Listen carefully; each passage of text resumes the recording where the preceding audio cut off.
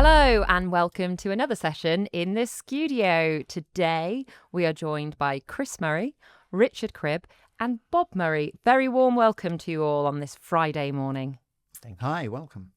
Why don't we start by going round? Maybe Chris, will start with you and just give us a bit of context as to how you all know each other. Okay, thank you. So my name is indeed Chris Murray and I've known Bob for probably 25 years. We are renowned as brothers who aren't brothers, and people often refer to our kid and who's the younger, who knows. But we spent a lot of time in the energy business together. And Richard, I think I've probably known for a similar length of time, at least 20 years. And we're here today because we want to talk about a charity that Richard set up, Kindled Spirit, and we'll get into that shortly. But let's hear a little from Richard and then Bob. Yeah, so I'm Richard Cribb and I formerly used to work at National Grid, which is how we all know each other. And having left National Grid, I went on to set up this charity called Kindled Spirit, which we'll talk about in more detail later. Yeah, we go back a long way, as Chris has already said, and Richard goes to the British Gas days, Transco, National Grid. And it's been an absolute honour to work with these guys. I feel like we'll have to get you all back in for another podcast on those stories. But today we're here to talk all things Kindled Spirit. So why don't we start by setting the scene and laying out why there was a need for Kindled Spirit? Sure. I mean, basically what Kindled Spirit does is support young female victims of exploitation and human trafficking in India. And I'll explain the India connection later. It is a huge problem, not just in India, but globally. And it's something which absolutely shook me to the core when I read about it.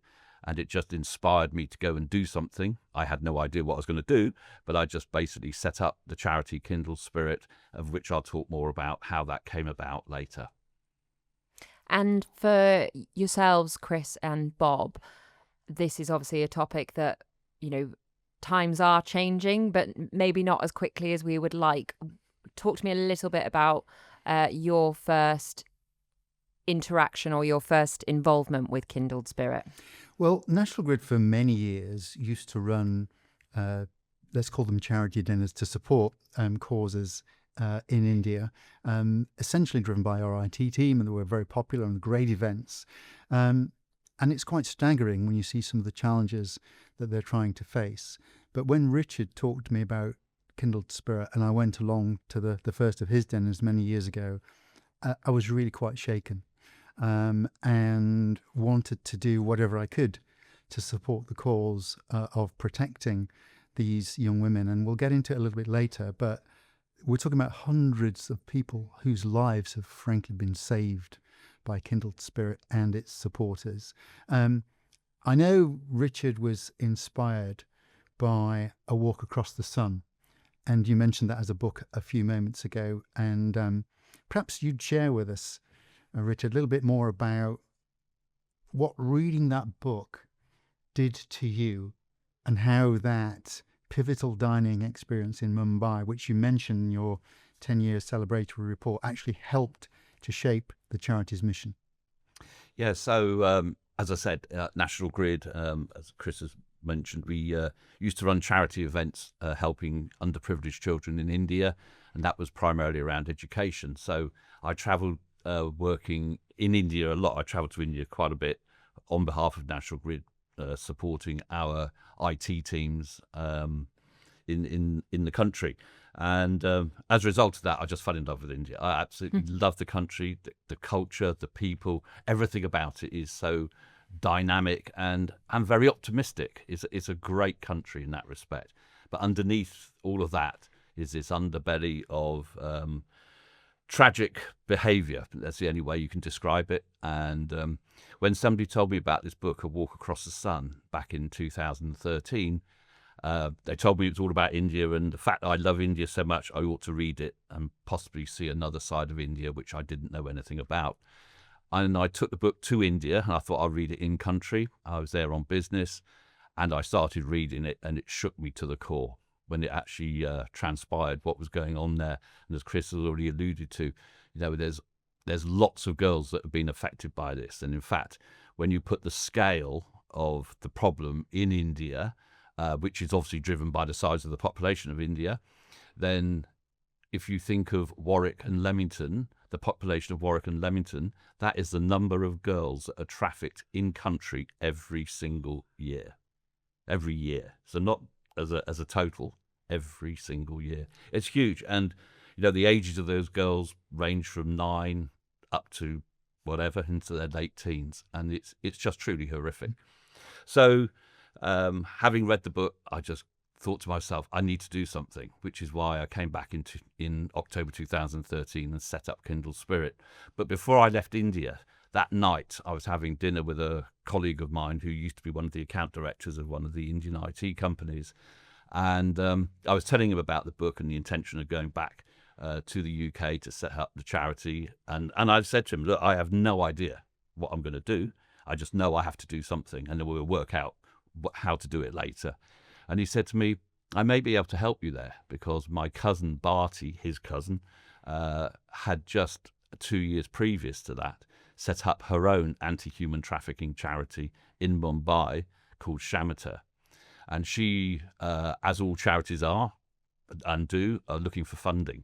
So she was, at that time, she knew exactly what she wanted to do.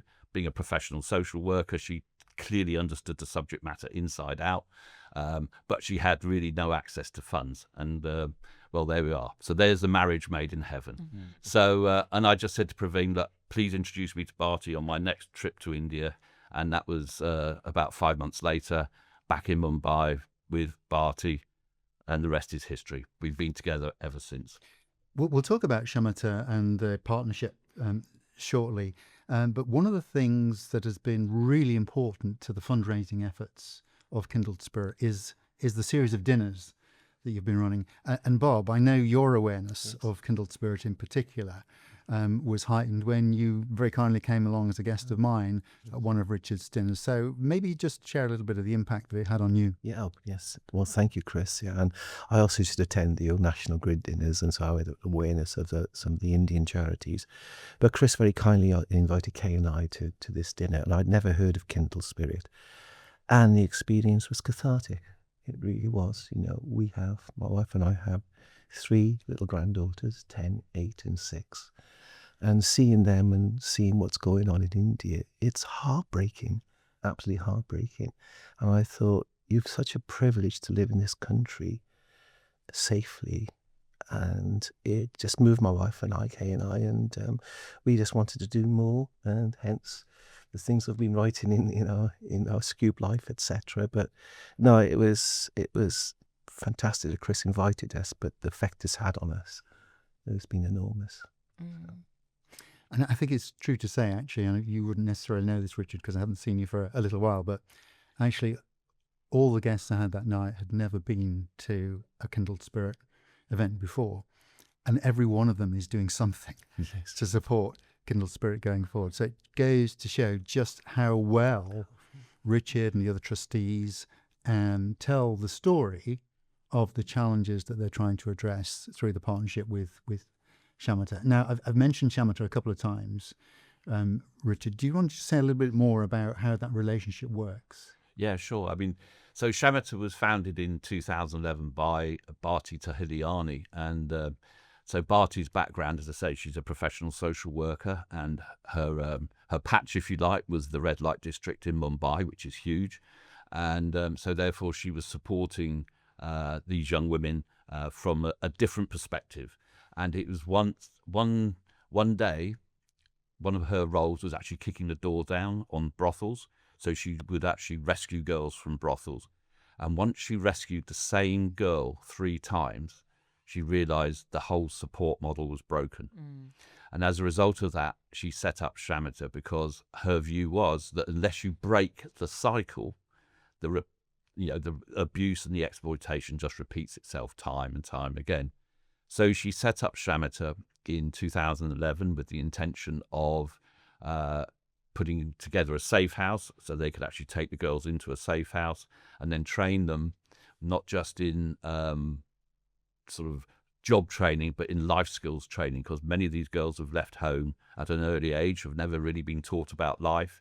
So this is what they do. And Barty herself, with her professional background, developed something, a very, how can I put it, a very advanced rehabilitation model.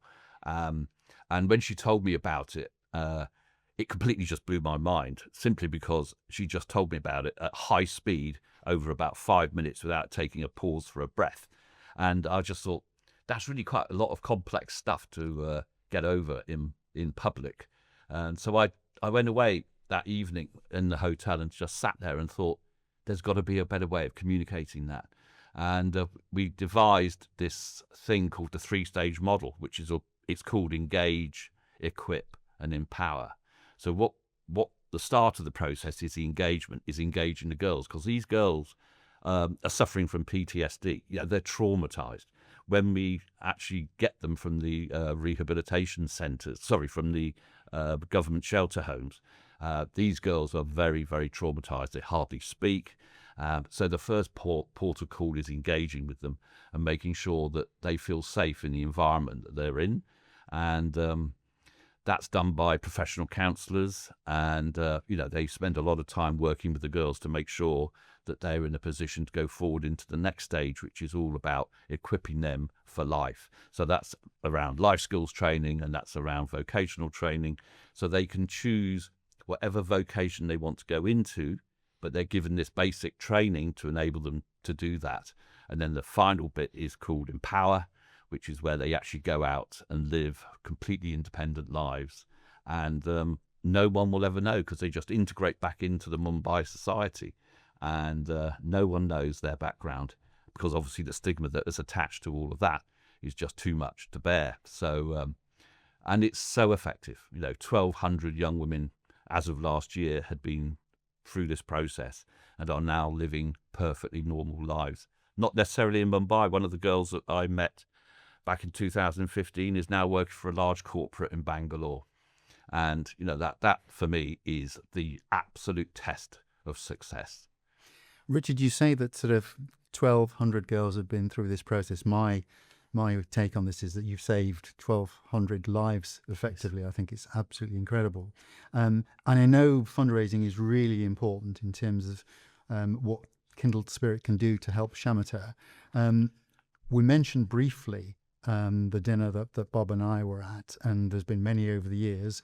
I know you do other things in terms of fundraising as well, but there must be some interesting stories from those early dinners, and there's bringing people together to support the event. Want to share one or two things with us? Yeah, no, it's, as always, isn't it? It's your first dinner which sticks in your mind. I mean, that was a really quite small event. It was launched here in Warwick. It's at Warwick School, in fact, and I think we had 10, 12 tables at that event.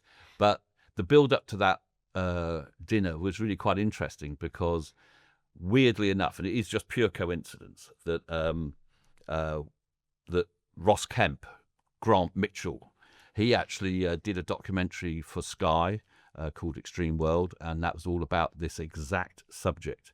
And it was under the Extreme World series. And I watched the documentary, and just like the book, it utterly chilled me. And wrote to him and said, would you mind if we use some of the footage from the documentary at the charity dinner? And he just wrote back, said, absolutely no problem at all. So there's Ross Kemp involved.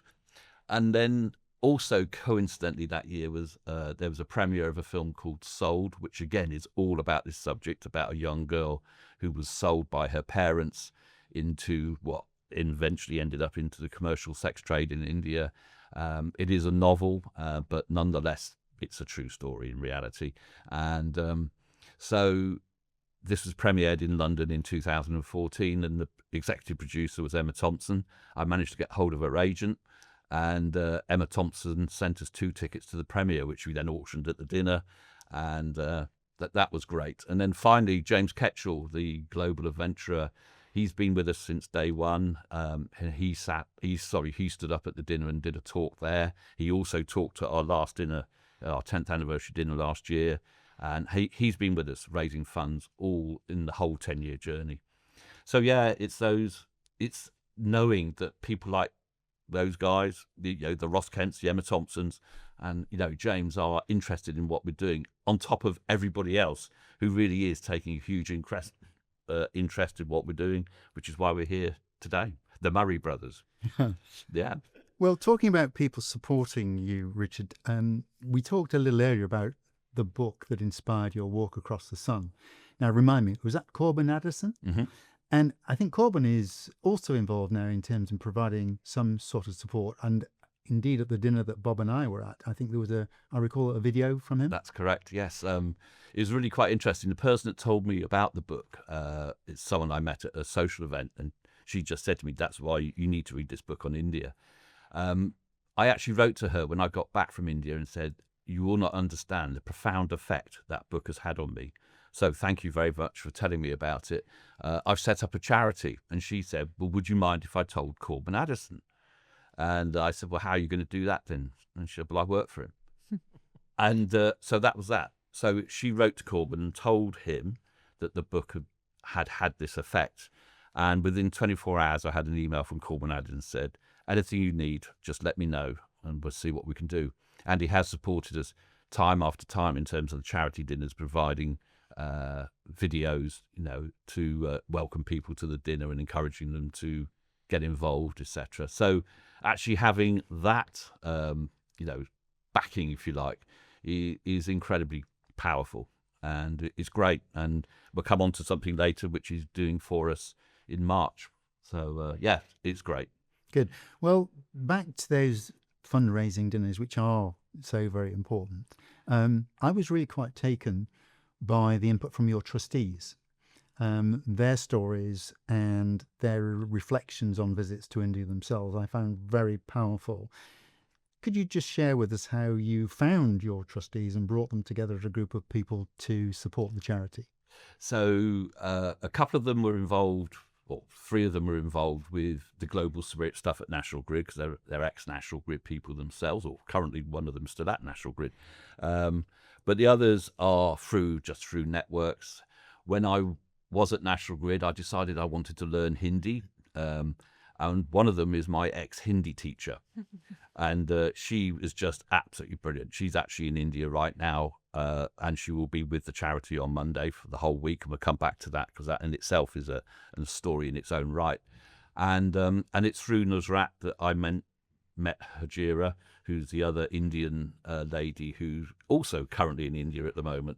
So, and their network of people within the Leicester community, within the Indian Leicester community, is it's immense. It is absolutely immense. And relocating the dinners from Warwick to Leicester has been an absolute, game changer for us, because obviously the huge Indian population in Leicester has meant that more and more people are getting involved and getting very active in what's going on. And certainly that's driven very much by Hajira and Nusrat especially.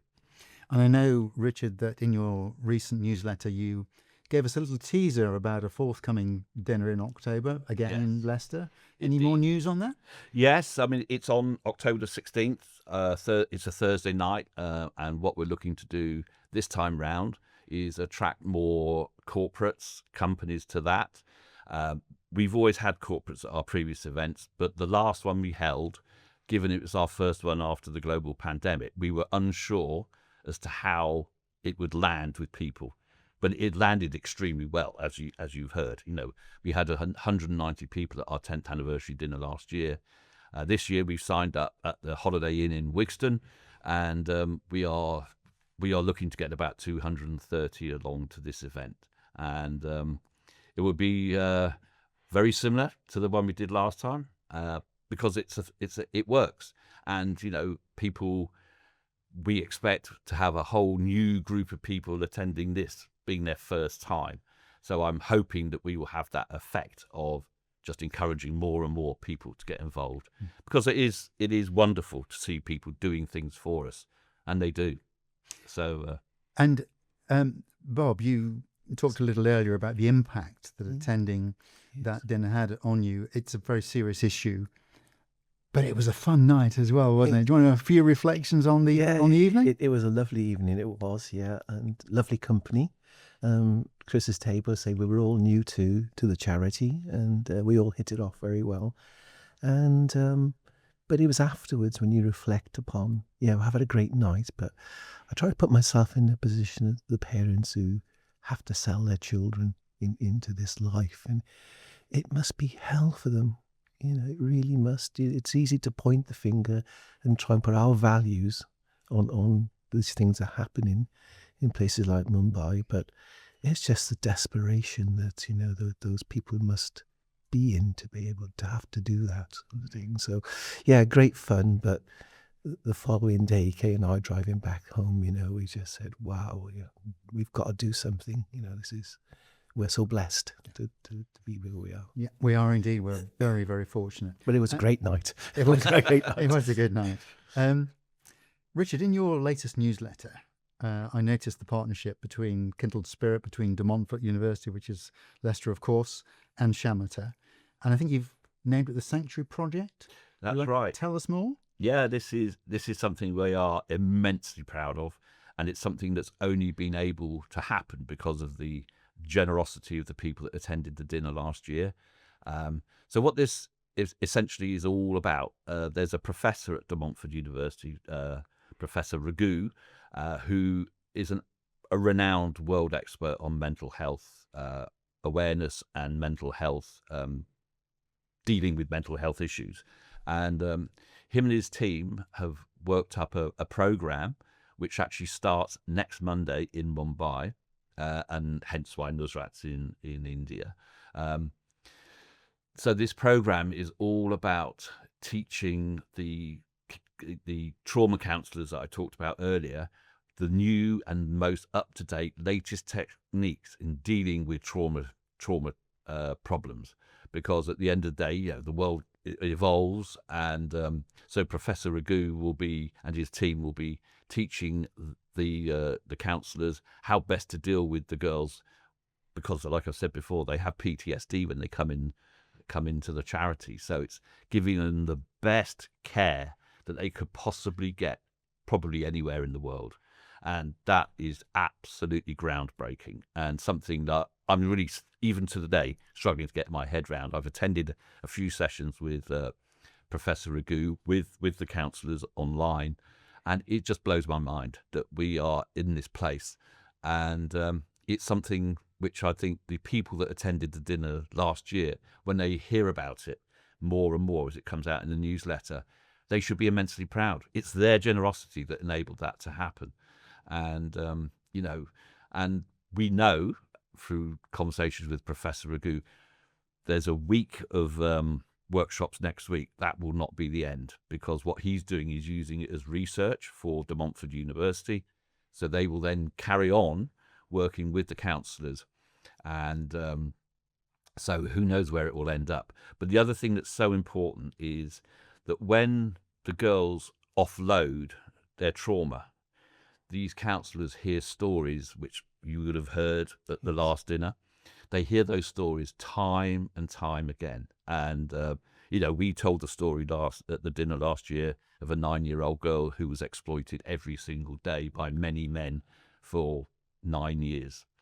And as a counsellor, when you hear that story repeated time and time again, it has an effect on you. So the other thing that Professor Raghu is going to do is care for the carers. So he's going to be giving them coping strategies to enable them to recover to some degree, because what they hear is just horrific. And really, I don't think any of us in this room really want to think about that, but that's what they're dealing with. So it's incredibly powerful. Absolutely essential work. And we could imagine those counsellors themselves effectively being in a situation where they're suffering from the PTSD as well. Exactly. So that support, incredible. We talked a fair bit about the dinners. I know there's all sorts of other things that go on in terms of fundraising for Kindled Spirit. But if you're not into climbing mountains or jumping out of planes, Richard, how can people who are listening to this podcast help you and Kindled Spirit achieve more of what you've been achieving so far?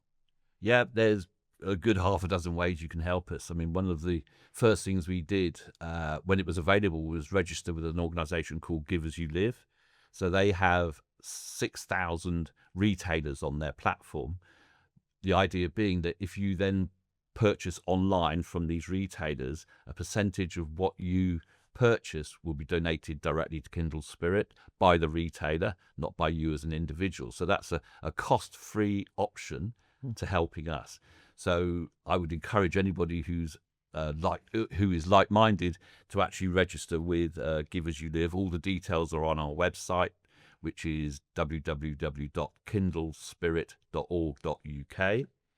And but there's many other ways. Is following us on social media, because it's getting awareness out there. The more people that know about this, the more people want to do something about it. So whatever you can do to repost our social media stuff. We're on Facebook, we're on Instagram, and we're on LinkedIn as well.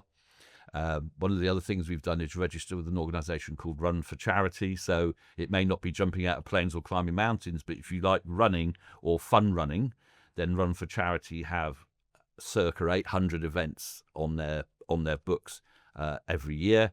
So you can register with them, and again, the money comes to us. So again, the details are on our website. Also, whatever challenges you might want to do, at the end of the day, anything that attracts sponsorship for you as an individual, set up a Just Giving page, and that will benefit us immensely. As I've already mentioned, the charity dinner is on the 16th in October in Leicester later in the year. And so I think, going back to Corbin Addison, on the 12th of March, he will be doing a live book reading of, not the whole book, I hasten to add, but a short section of A Walk Across the Sun, and also a Q&A session as well. Amazing. Yes. What a full circle moment for you to be there for that. Yes. From the book that inspired it. Exactly. So he's doing that from his house in the US, but it's an online event, and details, we'll publish them. They're on LinkedIn, but we'll get the details out to you. So anybody who's interested in finding out from the man himself what inspired him to write it, because at the end of the day, that's his debut novel. So why did he choose sex trafficking as something to write about? Yeah. Absolutely amazing. We're here at Skewb, Bob, because you have very kindly invited us over to record this podcast so that your colleagues and others can learn more about Kindled Spirit. I know you've been doing something already in terms of sharing information internally about Kindled Spirit. Could you just share a bit more about that, please? We have a weekly magazine which goes out to all of our staff and partners. And I've done 2 articles on Kindled Spirit, the latest one about the fun run, etc. And the feedback we get is amazing, isn't it, Jess? Everybody, I'll get people we have our own WhatsApp group with all the employees that are on, and the messages I've getting from everybody is amazing. They're saying, "Wow, thank you for sharing this. We had no idea," kind of thing. So yeah, it's a little thing we're doing in Skewb, but Indu and Shashi, our founders, are 100% behind this. 100%. Fantastic. So people being inspired by the story, and what advice would you give, Richard, to anyone else who is inspired by this and wants to create meaningful change in the fight against human trafficking? Yeah, that's a great question, Chris. I mean, at the end of the day, after I founded Kindled Spirit, I actually met a CEO of another anti-human trafficking charity called ECPAT, and they are based in the UK and in Thailand, because Thailand's another hotspot of trafficking. And she said to me, it's amazing the number of charities that exist with anti-human trafficking as their their objectives. And she said to me, it would be so much better if actually all of those charities came together and acted as one. So her kind of message, albeit tongue-in-cheek to some extent, was we don't need another anti-human trafficking charity. What we do need is action. So therefore, I think my message would be something along the lines is support an existing anti-human trafficking charity, because at the end of the day, if you spread everything too thin, it doesn't have the impact. But the impact we've managed to get going is been huge, and that's absolutely down to the quality of the team in Shamotta, because we've been able to hit the ground running from day one. We didn't have to set up anything. We just partnered with them, and the impact was instant. And so that's my advice, is go with an existing organisation, whether that's us or whether that's another organisation. That's fine by me. It's the cause that matters. Just before we look to the future, can I just ask quickly one question of all three of you? You've all talked about something shaking you to your core or that emotional level. We all do things because we're passionate about it and it's what we get up for in the morning. So in terms of all your Kindled Spirit journeys, what is it? Is it a particular story, that image of the same girl being rescued from the brothel 3 times? Is there a particular image or stat that keeps you going in the work you do in your involvement with Kindled Spirit? I think for me, it's the contrast between the lives that we live and the way in which we value life, and the way in which life appears not to be valued in the same way for so many people who are going through these horrific experiences. And it is so chalk and cheese. It sort of shakes me to my core. And, I do a tiny bit compared to the stuff that many people do, and Richard in particular. But I think if all of us do just the little bit that we can, then collectively it can make a bigger difference. For me, all three of us are passionate about health and safety. And what we've always looked for is the root cause of an incident or an accident, etc.